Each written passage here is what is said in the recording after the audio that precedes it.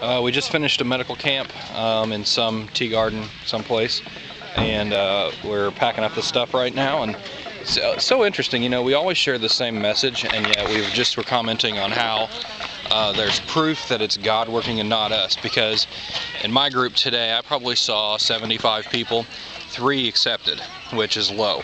And yet Todd, who probably saw 75 people, 49 accepted.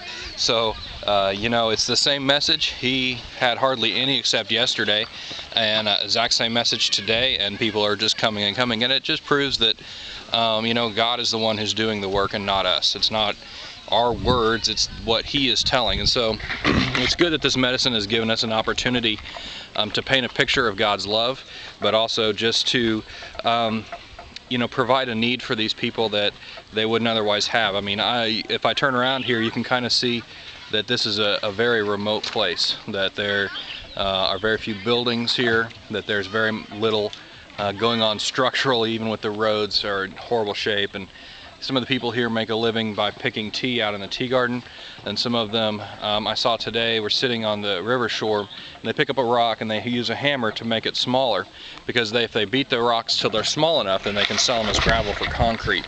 And so their whole day is literally spent hitting a rock with a hammer so they can make a few pennies. And so to be able to bring a doctor and to bring some medicine just is an incredible picture of love for these people. It's such an incredible picture of the love that God has given us freely, and so we wanted to give it freely back. And so we're expecting an interesting ride home tonight. I guess the truck sprung an oil leak on the way here and lost most of the oil, and so they have used some pieces of cloth to try and patch the engine. We'll see, we could be in for a long night, but that's all right. It's a good day.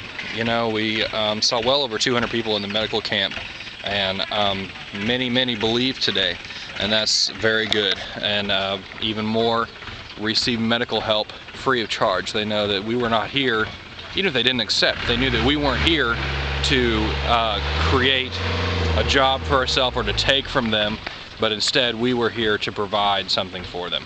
So here comes John. Hi, John. What do you think? How was your day today, John?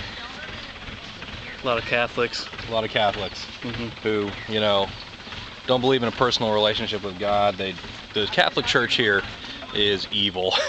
I hate to say that so bluntly, but they'll come in and they'll tell them, you know, oh, you just have to give us a certain amount of money and you go to heaven.